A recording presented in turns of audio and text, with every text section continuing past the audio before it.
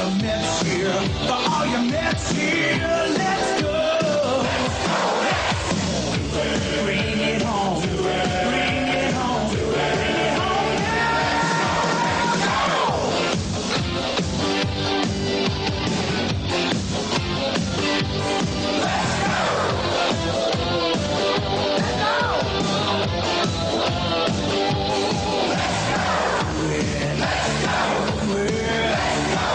Make it happen. There's no stopping us now. We're gonna do it again. It's not a question of how. It's just a matter. It's just a matter. It's just a matter of when. Shut up.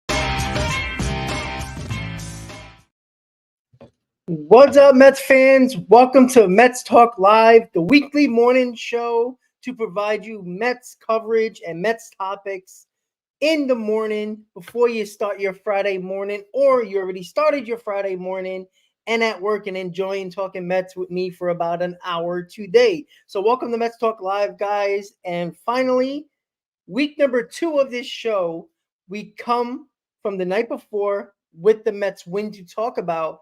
And it doesn't stop the negativity conversation. It doesn't stop the trade conversations. Doesn't stop the negativity around this team. But it gives you, it provided a deep breath from the Mets fans, masses, right?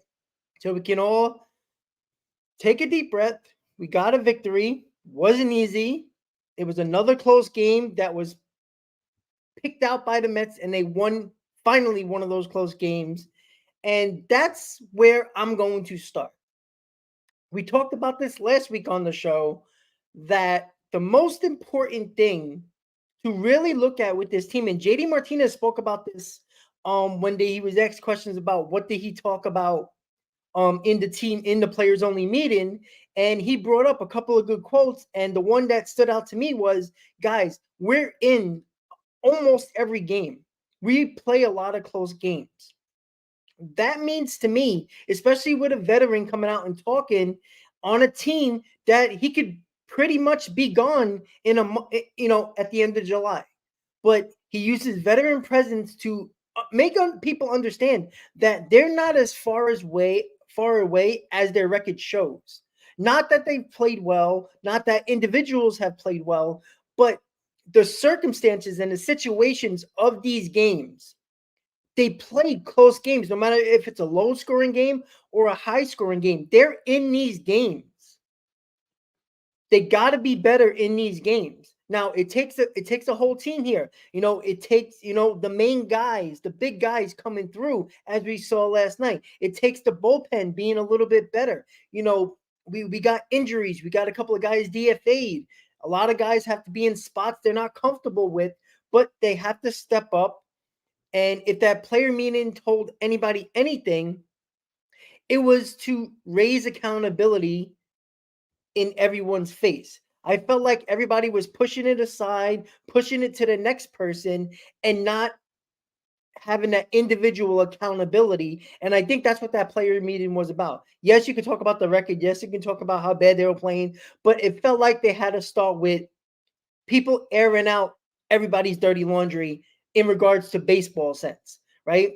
Nobody was safe in that zone. Everybody needed to say something, and the people who did say something brought out everyone's little dirty secrets. Like, hey, be accountable for your individual performances. And then when you Take that accountability, then you can take accountability towards the team or somebody else. I think that was this has been the problem with the team. I felt like when you hear somebody in the media, when you hear a conversation, when they're having it on a one-on-one interview, they feel like they're taking their accountability and they're pushing it to the side individually, even though they might say it, but it feels like it's short and sweet when they talk about their individual accountability and their problems, being an individual stat. And the interesting thing is here is that they are, I would say, not pushing it aside, but it feels like they're trying to push the team accountability more than the individual accountability. And I think that players meeting brought up a sense of accountability for each individual, because you can't make your team accountable or your teammates accountable before you make yourself accountable. I don't know if that makes sense, but it seems like that's how they were going about it for the first 2 months of the season, right? We're a day away from June, right? The May swoon has happened, folks, right? We didn't even get to the June swoon yet. Maybe that is a blessing in disguise. Maybe May is our bad month. And the Mets have 2 months until the deadline, around 50 games to turn people's minds around. Turn it around. That's all they can do. JD Martinez had a great quote saying, we're in these games. We got to find a way to win them. No matter if it's a high-scoring game, low-scoring game, they're playing close games. They lose these games late. It's sometimes it's not clutch offensive performances late in the game, or is it it's the pitching at times late in the ball game? That's what it's been over the last month. April was okay. Nothing special, right? It was a 500 team, right? They lost a lot. They have not played well in May. It's one of the worst months. This is a May month of a record where they usually have it in June.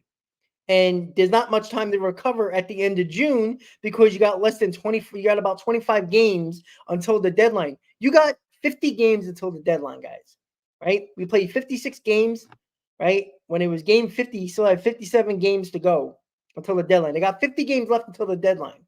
A lot can happen in 50 games. As we've seen, the last 25 games changed a lot of minds already.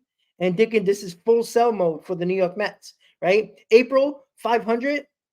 A lot of people could have done a lot worse.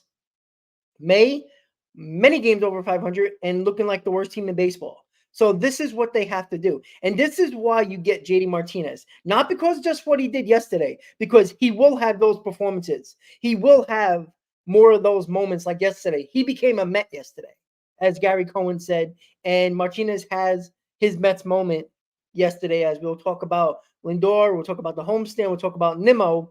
But before we get to our topics, this is why you have JD Martinez, to step up for a guy who could be on his way out in 2 months. And everybody knows it. It's not a secret. To step up as a veteran, not a leader of a team. He just came in. I mean, technically, people probably see him as a leader because he's a veteran, maybe in the clubhouse, but he stepped in and talked. That's important because you know what that does? That doesn't just allow Lindor to try to creep around Alonso and be that vocal leader. And with Pete Alonso not really being that step in front of the room and tell people what's up and make people accountable, including himself, there needed to be somebody else. And people are going to listen to JD Martinez, right? Some might not listen to Francisco Lindor. Some might not listen to Pete Alonso on this team. But everybody's going to listen to JD Martinez.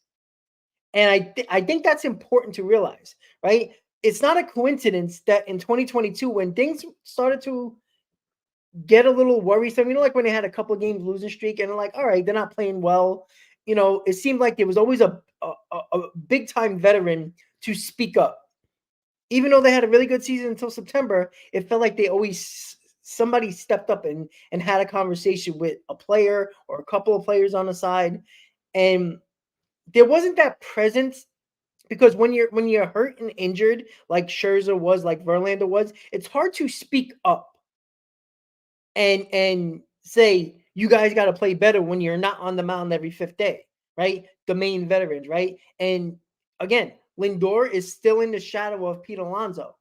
Like, so it's hard for Lindor to do it, even though he tries. We see it all the time. We see it on the field, rooting guys on. We see him in the dugout, rooting guys on. You see him talking to individual guys after an at bat, before at bat, on the field.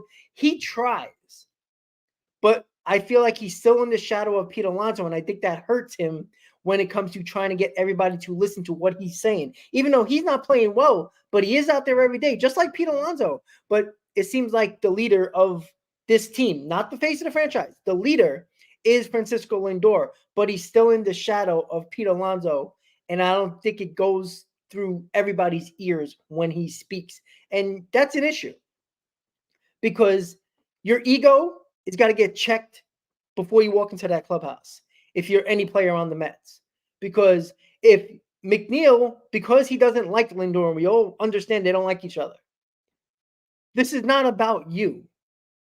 This is about a fan base that is ready to give up on you guys. This is a team that could be very much looking different after July 31st. And I'm assuming the way JD Martinez, the way he spoke up, he didn't make things pretty. He said what he had to say. We play in close games. We look good. Nobody expects us to win 100 games, and there's no pressure on us, which I've been saying for a while. There's no pressure on you guys. The pressure's on every other team that faces you because they're expected to beat the Mets. So the pressure is on them. And I think that's something that you have to understand, is that the pressure is not on the Mets. Like, what pressure do you have 10 games under 500? Nobody's at the ballpark. People are starting to not care about coming home and turning on the New York Mets game that day. It's starting to become that. So there's no pressure on you guys. The team that comes in or the team that you're going to has pressure because you're supposed to beat the terrible Mets. And JD Martinez, that was great quotes from him yesterday. And I'm assuming there was a lot of other quotes that we haven't heard that kind of maybe woke up some of the guys. Again, it's one game. Not going to go crazy. The Mets can lose 10-0 today. The offense could be a 0. The pitching could be bad. And here we go again, right? But you can only talk about yesterday's game because the players' meeting was a rock bottom meeting. Right? They've hit rock bottom. That's why they had that players only meeting. The fans felt it. The players felt it. Something had to happen. And Lindor and a couple of other veterans put that player meeting together. And that's exactly what they were supposed to do.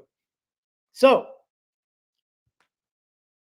today is game 2 after the meeting. Right? They got Severino on the mound. Right? He's been pitching well. I think the starting pitching has been, again, have they been great over in May? No, but they've been good enough to win a lot of these games. And a lot of these losses are because of the offense. Even when the pitchers gave up runs, the offense did score some runs, but it felt like when they needed that insurance run, when they needed to, add on late in the ball game, they could never do it. And they always kept these teams around. We saw it in the Dodgers series. You can't keep a team like that close. You got to get insurance runs throughout the game. You can't score 2 runs in the 3rd inning and have not another hit until the 9th inning. Like a team like the Dodgers, they smell blood, even when they were playing bad. And that's what the Mets have to start doing. Like yesterday was an example of, all right, we got back. All right, we got the tie game. All right, well, now let's win this bad boy. You know what? When you come back on the team and you tie the ball game while they were winning for the majority of the game, that creeps doubt into their mind, especially a Diamondbacks team that has been struggling, haven't been playing well. And that was the reason why I was talking about you got to put doubt in the Dodgers' mind when you played them. Not saying they're a bad team. They're one of the best teams in baseball, but they had doubt at that moment because they weren't playing well. You put doubt into that team. They're going to start to mess up a little bit. That pitcher might leave a bad pitch over the plate. And you seen it yesterday, right? The Mets came back, tied the ball game on a Francisco Lindor base hit. Boom, tie game. Now the Diamondbacks are trying, oh my God, damn, we got to score another run here. We got to get this lead back, right? And now they're starting to squeeze the bat a little bit more. The pitcher might not throw as crisp pitches as if he would if they were leading in the ball game. Now the pressure's on them. JD Martinez comes up, boom, 8th inning. Mets take the lead. It puts doubt. It puts a little bit of doubt, at least at that moment in that particular part of the game. And that's what the Mets have to do. Too many times in these close games, it was the exact opposite. They were holding on to a lead for dear life, and then it started to unravel a little bit. They can't get the insurance runs. The pitchers have to be perfect, which, come on, guys. I don't care how good your bullpen is. You can't be perfect every single night, holding on to 1-2 run leads every single night, and then don't get those insurance runs because a bloop and a blast ties the ball game. A bloop and a blast gives them the lead, right? You can't have your bullpen or your starters going, in the 6 to 9 innings, your bullpen and expecting to be perfect every single time. They're going to have some bumps on the road. But that's why you give insurance runs. That's why insurance runs are so important. And great, you can score early, but you got to add on there. And I think that was the important thing yesterday, right? It was a typical, the Mets are going to lose this ball game again, right? It felt, even though I felt like they were going to win the game yesterday. I don't know why I felt like that. I said that in the post game with Chris yesterday. I felt like that.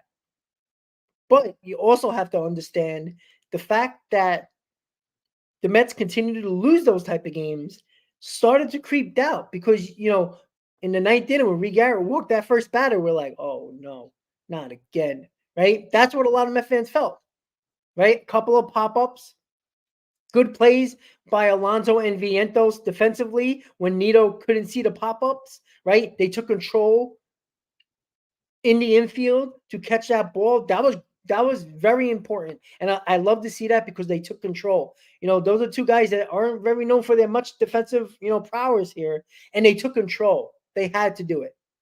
And they did it. And then Reed Garrett gets the ground ball to win the ball game and get the save, right? The Mets win a close game, right? A lot of these games have been decided in the 8th or 9th inning or 8th inning and past the 8th inning, right? That means the Mets are in these ball games in the 8th inning. It comes back to who's going to get the big hit, who's going to get the big strikeout or the big out. That's what it has to be. Because look at just go in May alone, the Mets blew 9 leads. This was back in the Dodgers series, so I'm assuming it's probably a couple of more games. The Mets blew 9 leads in May, late in the ball game. 9. You win half of those games. Say if you win 5 out of the 9. That's 5 more wins on their record. So they would have 28 wins. They would be 500 right now. That's the minuscule difference in winning half of your close games late in a ball game. That's it. That's all it takes. And that's why when people are like, oh, this team's so bad, this team's terrible, they're not as bad as you think. They just have to do their job. Like, these are not players that we're talking about like they're the worst player in baseball. Pete Alonso is one of the best power hitters in baseball, right? He should be better. Brandon Nimmo should be better. Lindor should be better. McNeil should be better, right? If they never turn it around, this team's not going nowhere. But you see how close they are because it takes one big hit or 2 big hits like yesterday to change the dynamic of a game. And that's all it takes. 2 hits. That's all it took. It took 2 hits. 2 freaking hits by Lindor and Martinez late in the ball game. And it sealed the deal. That's all it took. I'm not asking for 7 hits in the 6th inning through the 9th inning. That would be nice. But it only took 2 hits late in a ball game to win you a ball game. And again, you creeped out in a team that's not playing well. The Diamondbacks, yes, they made the World Series last year, but they're not playing well. their best player is absolutely dreadful right now. You got to take advantage of that. And I hope they feed off that win yesterday, because that, I don't care what anybody says. When you're 11 games over 500 and nobody believes in you and everybody's waiting for the other foot to drop, other shoe to drop, that was an important win yesterday. Yes, it only makes you 10 games under 500, but it is laughable. But we're playing the Arizona Diamondbacks right now, right? This is why the homestand was so important, and we can't really go back now with this homestand, because you did face the Giants, who were just under the wild card spot, and now they're second in the wild card spot. San Diego Padres, 1 game over 500. Giants, 1 game over 500, right? Let's forget Atlanta. So 2 teams that are 1 game over 500. And as bad as the Mets are, right? And I do apologize for the record at the bottom with the Mets. It is 23-33. I do apologize. I was supposed to change that, but I did not. That was the last week when we spoke. They're 23-33, so that's my fault on that one. Just give me a second. Let me just. Sorry, guys. I'm just trying to change something here. I just want to make sure we get this right. So when people pop in, they don't say, you can't do math. I can't, but I just want to fix something, guys. Just give me a second, and we'll continue the conversation for the next 40 minutes or so. I just want to get this correct. Give me a second. Let me just load up something. All right. Give me another minute. Just want to get this correct. All right, I'm sorry about that, guys. I just want to make sure we get this all correct. All right, so we're gonna do this right now. Just give me about another minute, so we changed up that record really quick, and then we can actually continue to talk and get to our main topics of the day. All right, that looks good. Let me fix it. Sorry, guys. Just got to make this correct, because I want people who come in here, even if it's later, and we can talk about it and make sure. Let's see, did I put the right background? Give me a second, guys. I just want to make sure. Yeah, there we go. All right, we look good now. All right, I look like I know how to do math. Perfect. All right, guys. So again, it's important to realize, and yes, there's a lot of teams in front of us, but a lot of mediocre teams, right? The Reds, the Diamondbacks, the Pirates, right? All the way up to the Chicago Cubs, who have not been playing well. I think they lost 12 out of 16, if I'm not mistaken. They're 28-29, right? They're 4.5 games from the Cubs. And I know you don't want to talk about that, but the issue is you're playing Arizona. You beat Arizona. You can pass Arizona, right? The Mets only got Colorado and Miami behind them. That's terrible, right? Again, you can't really talk about playoffs until you get the 500. But again, you got 2 teams in the second and third wild card that are 1 game over 500, and they've been hovering around a game under, 2 games under, 1 game over 500. That's where they've been this whole time. So unless teams go on a major run and get 5, 6, 7, 8, 10 games over 500, it's in striking distance. Again, this is why, if the Mets, and this is wishful thinking, but if the Mets sweep the Arizona Diamondbacks, they clearly passed them. There's a pretty good chance that they pass the Reds as well. So in 3 more days, the Mets can be right where the Nationals are, or past the Nationals, depending on what the Nationals do, right? The Mets can be a few games closer to a wild card spot. And the reason why we're talking about the wild card stand-ins is because there's 50 games until the trade deadline. That's why. Because you got to be within striking distance. I tell you right now, if it's July 31st and the Mets are 5.5 games out of a wild card spot, Stearns is selling. It's just a fact. I think the minimum games back, and depending on where they are, if they're like, the second from the third wild card spot, say if they're where Chicago is right now and they're only 3 games out of a wild card spot, I think because you only have to jump over 2 teams, it's manageable. But it has to be 3 games or less. I think anything more, maybe 3.5. But I think 4 or more, Stearns is selling. It's just that simple. Like you can't blame them because you're gonna hear Met fans just like they did last year. Oh, we're only 5 games out of a wild card spot. No.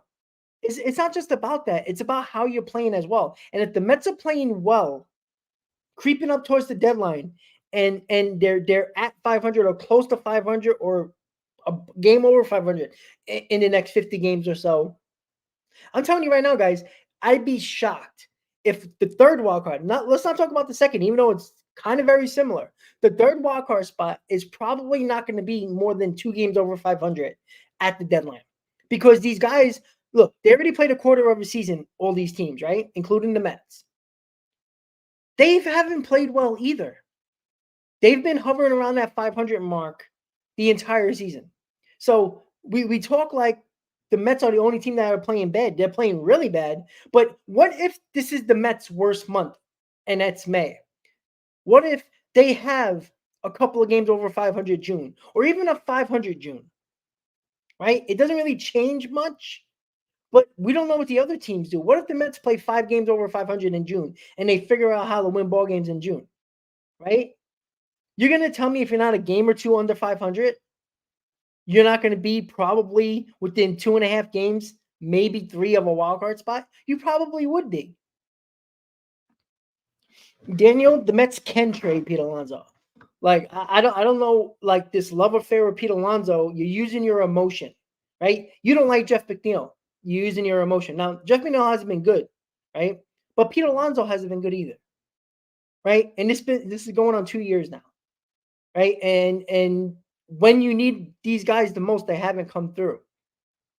And stop picking on individuals like McNeil's the only one that's playing bad, because you got 2 of your main faces in this organization. And you know what? You can say 3 because Nimmo got paid like one of the best center fielders in baseball, and now he's not a center fielder, right?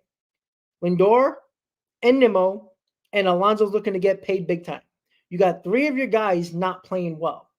McNeil is not the worst news in the world. He should be playing better. He's not. But we're not paying him the big bucks to be the big RBI guy. We're paying him to get on base. He's batting 8 now. He's kind of irrelevant.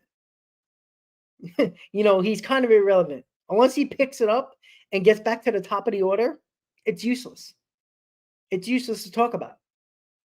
Because McNeil can get on base every time in front of Lindor and Alonso and Nimmo. They haven't been doing the job. Now, since the lineup change, Lindor has been playing better. Alonso has been pretty decent. Nimmo has been terrible. And even McNeil has picked it up a tad. Yeah, well, Doug, you got to remember, there's a lot of at-bats now that they've played over the first 56 games, right? So to get their average now at this point with a ton of at-bats, these guys already have over 100 at-bats already. It's hard to get that average up to a 250, 260, or even to their career batting average. You got to have an amazing hot streak of like a month. And that's difficult to do. It is. If you don't start off at least somewhat decent and you start off as bad as these guys have, your average is not going to come up and show for it. Now, the RBIs can still creep up big and the home runs can creep up big. It's hard when you're batting 216 or 209 or 217 with over 100 at-bats already, unless you're going to have 2 months of being one of the best offensive players in baseball over the 2 months. You're probably not going to get your average back to your career level. It's hard to do that. All right, guys, let me check out the comments really quick, and we're going to get through the topics because we talked about Lindor a little bit. We talked about Martinez, but I want to get to that in a little bit. I still feel like even if they're on the cusp of making the playoffs, you have to burn his team to the ground. Yeah, you see, Barman, that's the issue that Stearns has to deal with, right? I don't think it's fair if a team that's under 10 games under 500 right now, and they have a June, say the next 2 months, the next 50 games before the deadline, because we're playing game 57 today. So there's 107 games. You're going to be at 107 games by the deadline. So the Mets played how many? 57. So there's 56. So there's 51 games technically until the deadline. What if the Mets play pretty well and they turn things around? Not to the point where they're like they completely flip their record and be 10 games over 500. I'm talking, what if they get to 500, maybe a game or two over 500, and it's July 29th? You're within 2 games or maybe even in a wild card spot. Because I tell you right now, if you're within a game or two of a wild card spot or in a wild card spot, you can't blow it up. As much as I probably think it's a good idea, I think it's a dangerous game to play because you can lose the fan base. And it's not about losing a fan base when it's the obvious choice, but you can lose a fan base if you're within striking distance of a wild card spot or a wild card spot, regardless of your record. Because we've seen teams that are a game over, 2 games over 500, 3 games over 500, make the playoffs for a wild card team and make a run. So record be damned. It's where you are in the standings and how many games back. If the Mets are 500 and they're in a third wild card spot, it's going to be hard to justify why you're selling. Like, it's hard to justify that. It'll be very hard to. Even I would question Stearns a little bit in justifying that. So, like, there has to be a clear-cut, obvious choice, right? Now, the Mets can make that difficult, right? If they're 3 games behind a wild card spot and they're playing well, it's just they just got to get back to 500 or they're a couple games under 500, but they're right there. I can see Stearns saying, listen, I gave you guys 2 months at that players meeting. I gave you 51 games. You didn't turn it around enough for me to say, all right, let's put some pieces in here and let's go for it. And I have an awful feeling that the Mets are going to play well enough where it's going to be a 50-50 split like it was last year. Because there was too many Met fans last year at the deadline or right before the deadline were like, oh, how can you sell? You're only 5.5 games out of a wild card spot. But the Mets were never playing well. And people questioned and thought it was the stupidest thing to do and sell when it was the smart move. But the issue that you have here, you're not trading off a Max Scherzer, a Justin Verlander, or a Mark Canha, a David Robinson, guys that have no future with this team. You would be trading guys like Pete Alonso, the face of your franchise. You'd be trading away Jeff McNeil, who's been a part of this team and a part of the core. You'd be trading your main guys, your core guys that came up through your organization. That is a big difference than trading away Scherzer and Verlander, where there's no really emotion connected to the Met fans, or a Mark Canha or a Robinson. That's the difference. That's why it's much harder to do what David Stearns might have to do than it was for Billy Epler. He didn't trade Pete Alonso. Now, you can question if he was on the market or not. That story really hasn't been confirmed. It's been kind of just feeling it out, seeing what Pete Alonso's worth on the open market, which is a smart play, by the way. You'd be stupid not to see his value on the trade market, because all you need is one desperate team to think they're a power bat away to give you the stars in the moon for Pete Alonso. And for all the people that think that can't happen, every year it happens in baseball, where a guy might be one of the better power hitters or the better players in baseball, but's having a down year. You know what they're going to say? Oh, he probably just needs to change the scenery. That's what they'll say about Pete Alonso. So for anybody who thinks that the Mets can't get what they want for Pete Alonso, you're not paying attention to the trade deadline every single year. There's always that one player that everybody can't believe he's having a bad year, but the haul they got back, it's hard to question not making that trade. Now, we're not there yet. We don't need to talk about that yet because we got 51 games until the deadline. A lot can happen. The Mets can play 10 games over 500 in June, and now we're talking about a 500 team that's probably right in a wild card mix and jumping 5 teams. It's a lot of different conversation, isn't it? All right, so let me check the comments. Rob, do you think Acuna could steal second base job if brought up this year? I don't think they're bringing up Acuna until their decision is made at the deadline. Unless there's an injury, I don't think Acuna is going to come up. Look, he had a bad April and had a really good May. So everybody's going to look at the great May and say he needs to be up here. He's killing the ball. But in April, he was terrible. So we can't just go on his hot streak and say, oh, let's bring him up when he had a bad April. People like to forget that, but only care about what he did lately in the minors. Now, he's been better. Look, let him continue to grow. There's no need to bring him up. And if he fails, you got to bring him back down and put Jeff McNeil back in. And then you just kind of destroyed whatever confidence McNeil has left and bench him. Like, you don't want to do that yet, because if they do turn it around, you got guys on the team that are going to be a little pissed off. And you don't need bad chemistry around in the clubhouse when your team is winning. That doesn't make sense. So let Acuna continue to grow. Let him get better. There's no rush to bring him up. Like, this is not a situation where the Mets have a position available and they're just keeping him down there for no reason. If the Mets had second base open, he would be up here probably to spark some offense. Look, Vientos is up here because there's a spot available. Beatty's not doing the job, and Martinez, is the DH. Yeah, but you can play with Vientos at first base here, third base here, DH occasionally. So you have different spots for him. Acuna, what are you going to do? Play Acuna and sit Jeff McNeil? Now, a lot of people might agree. Yeah, do that. But if Acuna is not taking off and doing well, what do? You send him back down. You put Jeff McNeil, who's pissed off that you benched him for a kid that hasn't been proven yet. You can't do that yet. So, look, Christian Scott got called up here, right? Jose Buta got called up here. Why? Not because just they were pitching well in the minors. It was because there were spots available because either guys were really bad or injured. That's why. That's the reason. You don't call guys up just to call guys up because they're playing well in the minors. Brett Beatty always plays well in the minors. Everybody couldn't wait to bring him back up, right? Last year. The fact of the matter is, you can't just bring guys up to bring guys up and bench other guys, especially guys that's a part of your core that you're paying money to. That doesn't make sense. Like, it really doesn't.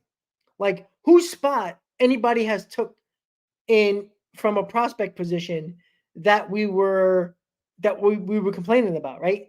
Brett Beatty won the job got the job at third base, hasn't been playing well. Vientos takes Brett Beatty's spot. That's an even split. That's an even exchange here. Acuna to McNeil is not. Even though McNeil's playing bad, you paid him to be a part of this core. You're not moving the core. Like, if Pete Alonso's playing bad say if Pete Alonso is as bad as Jeff McNeil over the next 2 months, do you want to bench Pete Alonso to put who at first? Ryan Clifford? Like, you're not doing that. You're just not. So that's the unfortunate part there. All right, guys. So let's get to the topics.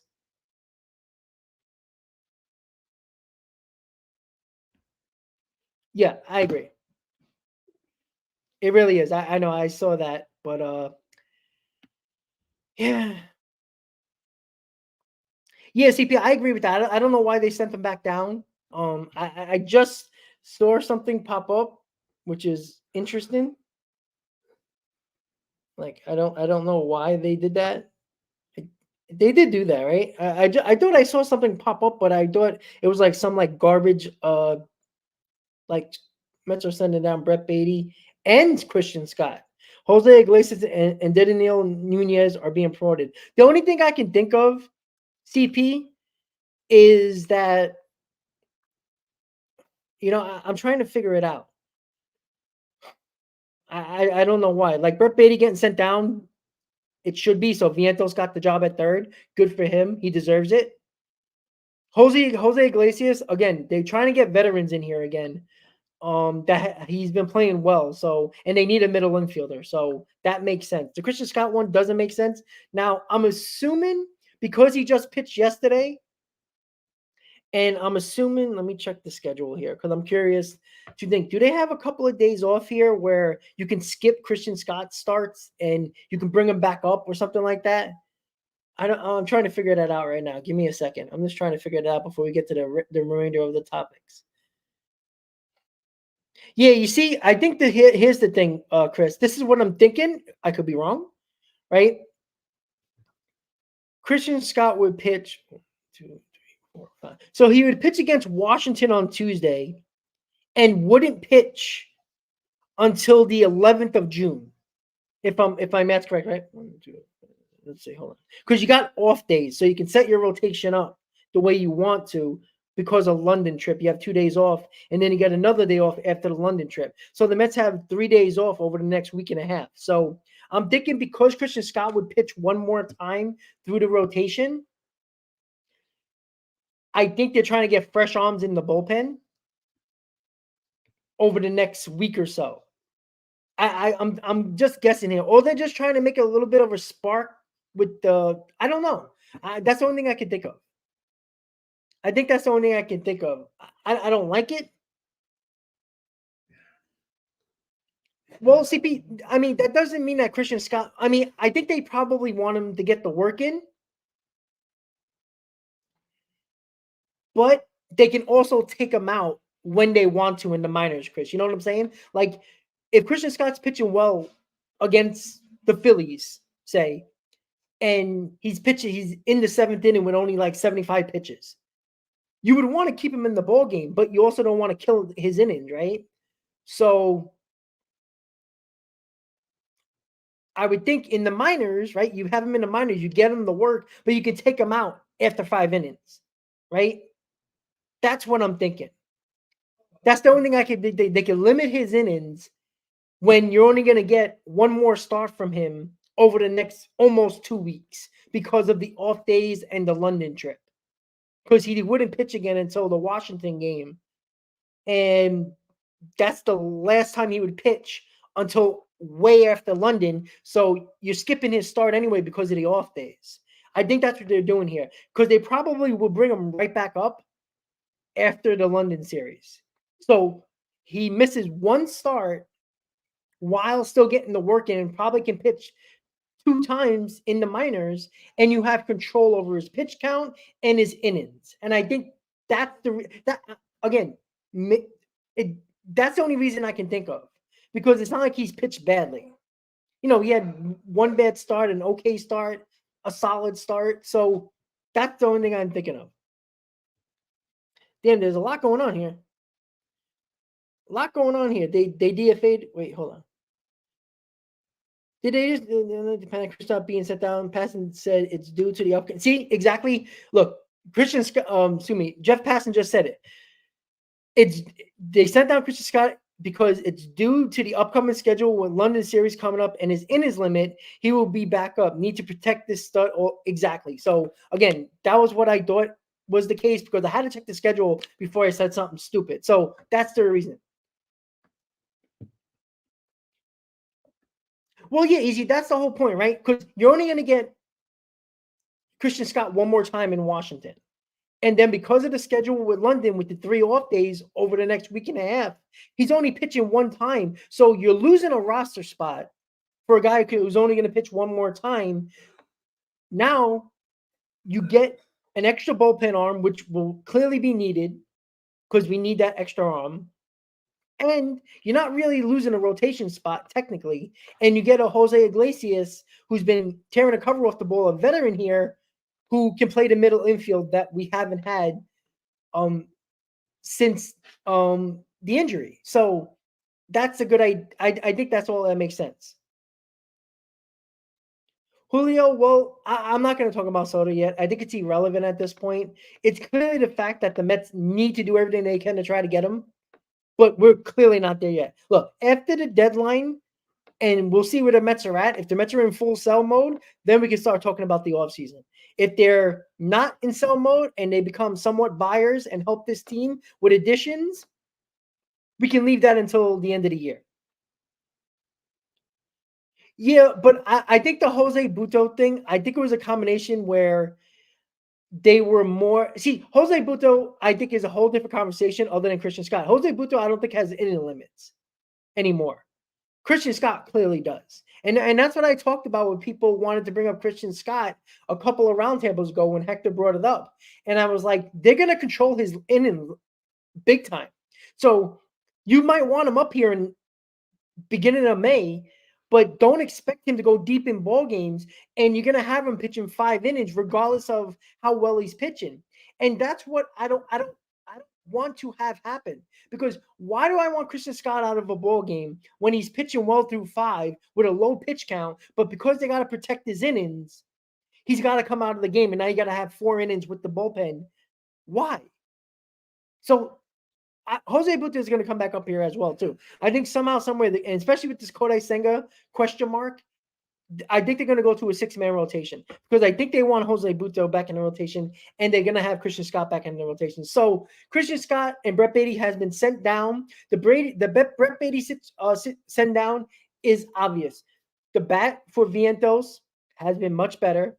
I still don't trust Vientos with the glove, but Beatty hasn't been a Gold Glover at third base, so it's kind of a wash. And Brett Beatty still doesn't hit.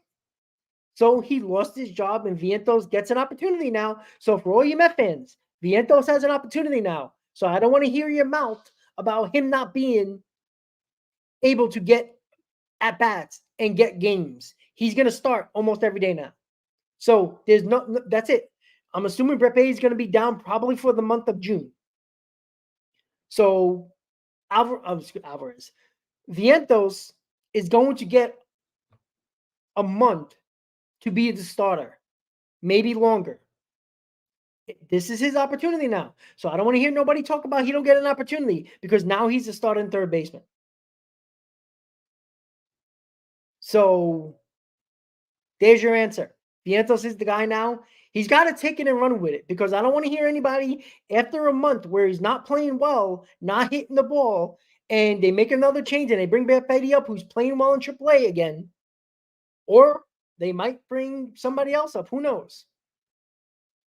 But there's a backup plan now, because if Vientos doesn't play well, Jose Iglesias will be playing third base. And that will piss every Met fan off, because they rather see the young guys fail than actually try to win a ball game and play the guy who is actually competent at third base and with the bat. Because I'll tell you right now, if Vientos goes through a 5-6 game stretch where he's not hitting well and his defense is questionable, Jose Iglesias is going to be playing third base and Vientos is back on the bench. I'll tell you that right now. There's a backup plan to Vientos, because I still don't think the Mets believe that he could play third base. I hope he can, at least efficient enough where you don't look like a butcher at third base.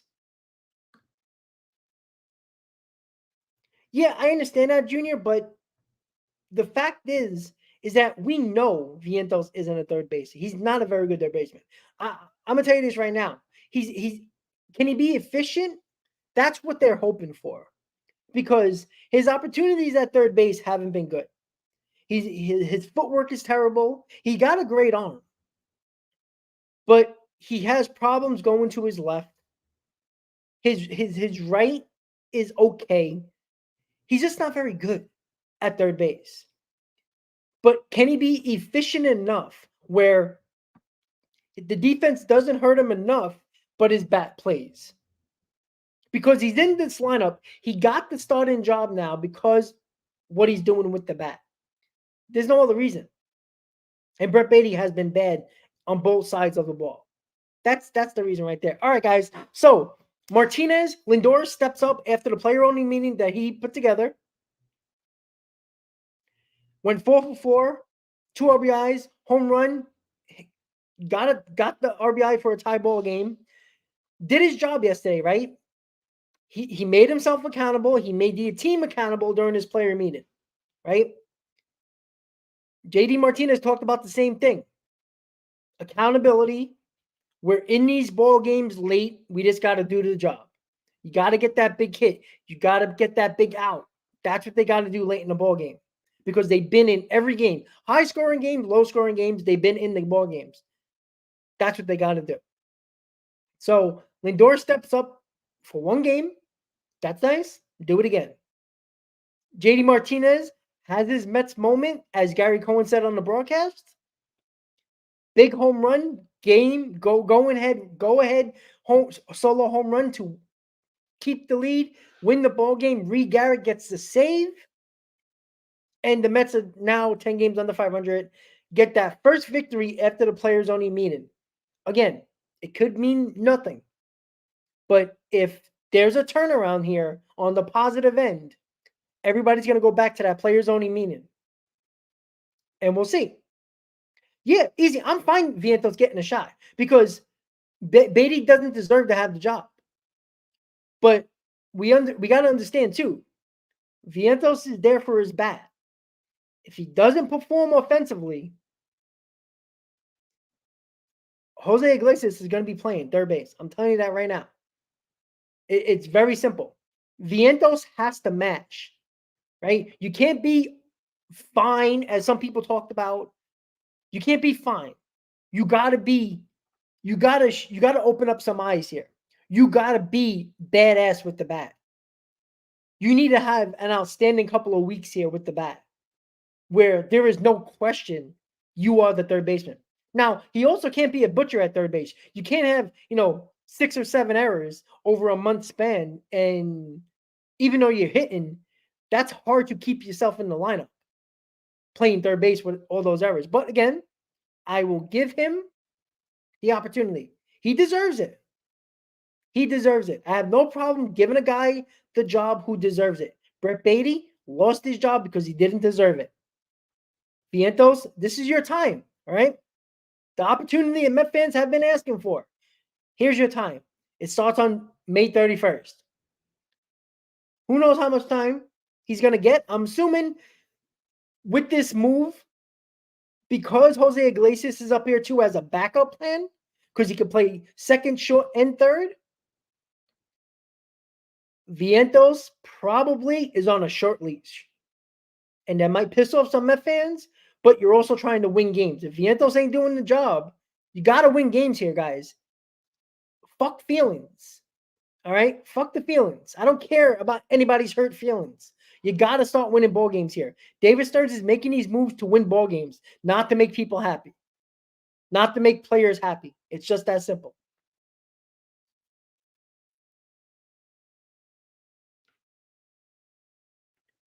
Yeah, exactly. Lindor is a drama queen. That's fine. You know how many players who are stars, at least pay wise? They're all drama queens. I'm sorry. Pete Alonso is a drama queen. Jeff McNeil is a drama queen. I don't care. All I know is that Lindor has been in the leadoff spot and he's been playing better. Pete Alonso in the 2-hole has been better than what he was in the 3rd and 4th spot. Now, the Mets homestand right now is set at 2-5. They got 3 more games. They have a really good chance here to have a 5-5 homestand. And 5-5 homestand, when the homestand started, isn't what I wanted. But the 5-5 homestand, if you can get to that, now that takes a sweep of the Diamondbacks. Not going to be easy. But the Diamondbacks are not playing well. Hopefully the Mets got a little momentum from yesterday. The fact is, if they can get the 5-5 on this homestand, there's a pretty good chance that they can creep up on this wild card spot. Get a little bit closer. Maybe 3.5 games, 4 games. And you might laugh, haha, playoffs, wild card. It's not about the playoffs right now. It's the anticipation. It's the expectation. It's the eyes that are on how many games do they need to be back on the wild card spot by the deadline to consider to be buyers or sellers. And I'm not talking about being buyers like getting every big name available and trading all your prospects. I'm talking about adding additions to this team.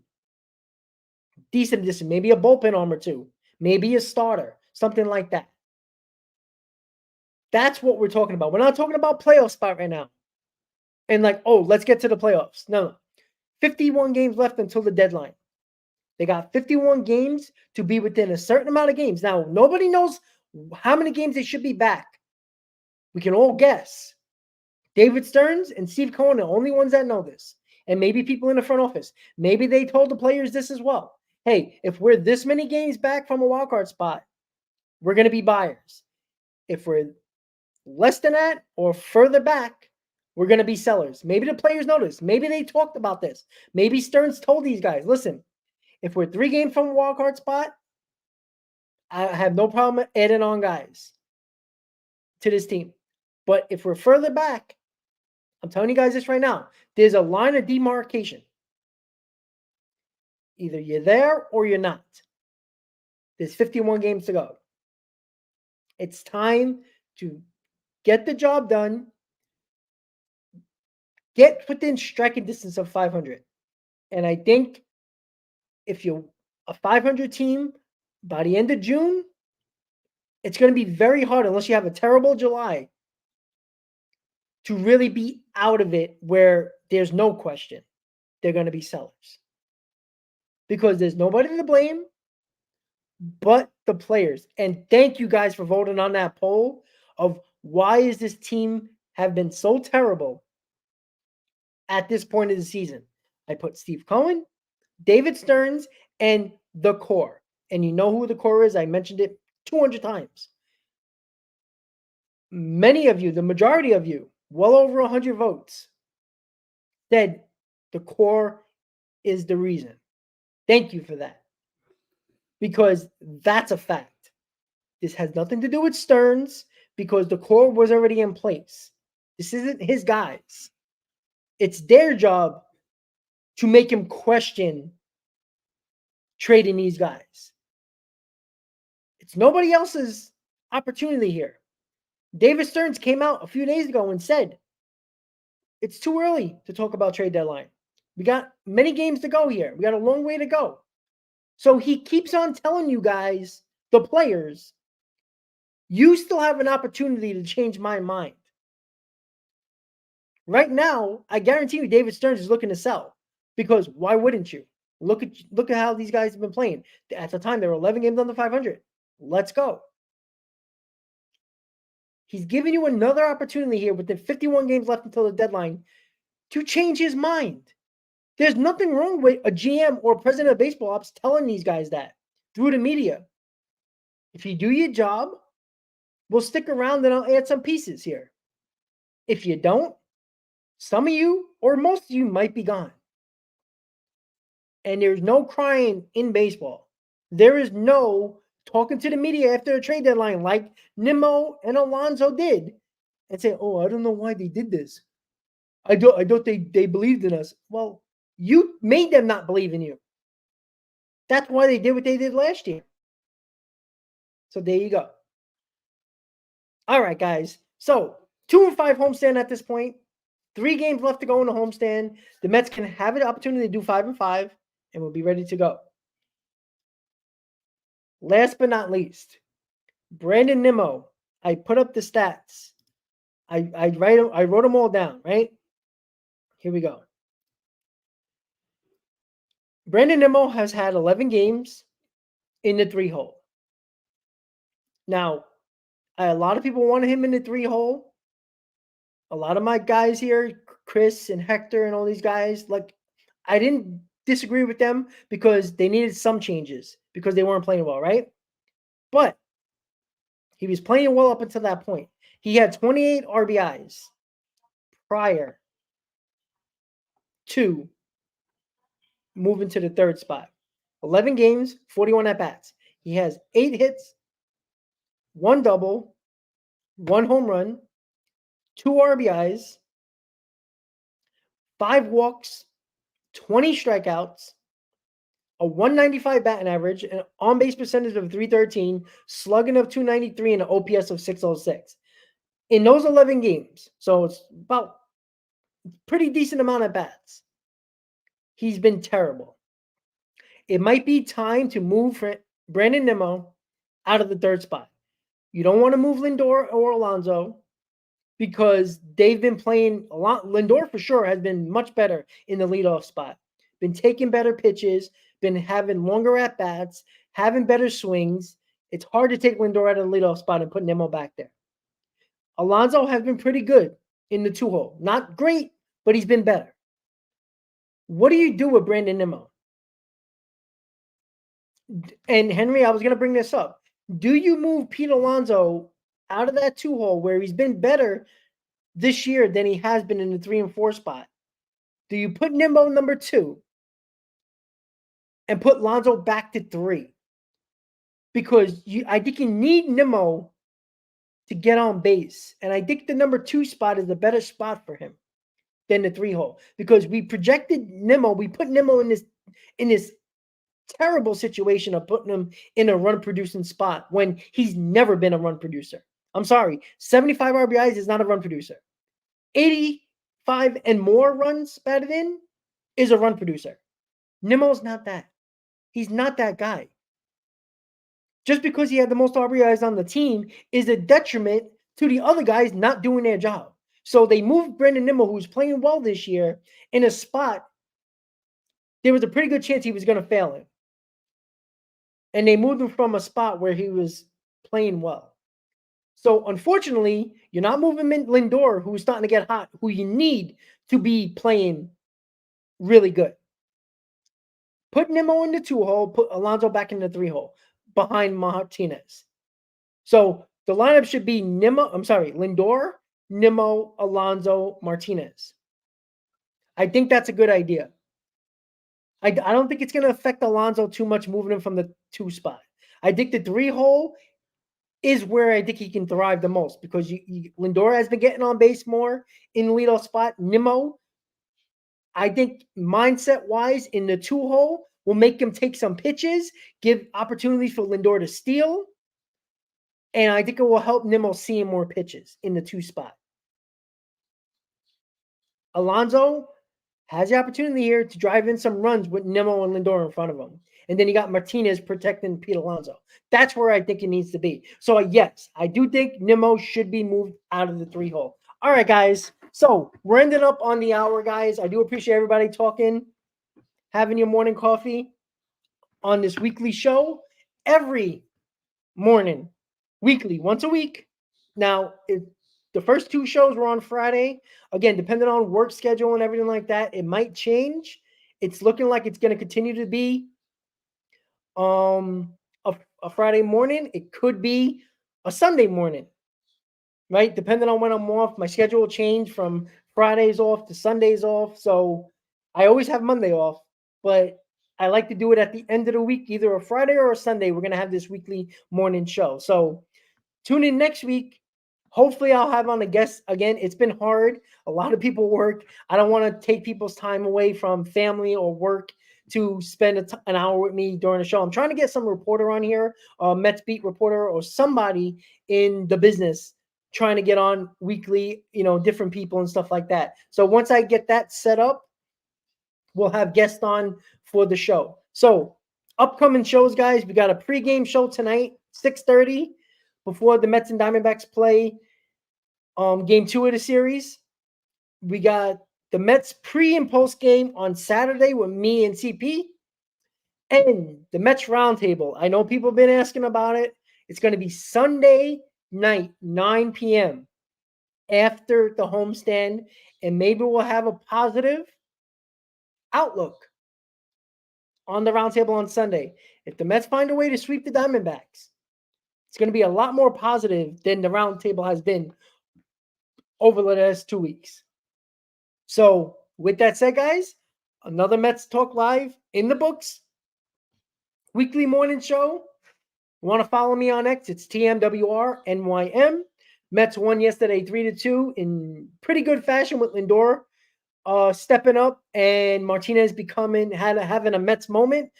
Mets are 23-33, 5.5 games out of a wild card spot. And they got a long road ahead, but they got 51 games until the deadline, guys. Let's see what they got to do. It's only up to the players to get the job done.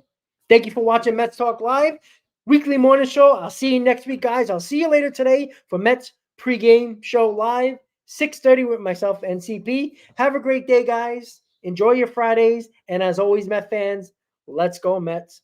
I'll see you later tonight, guys. Have a good day.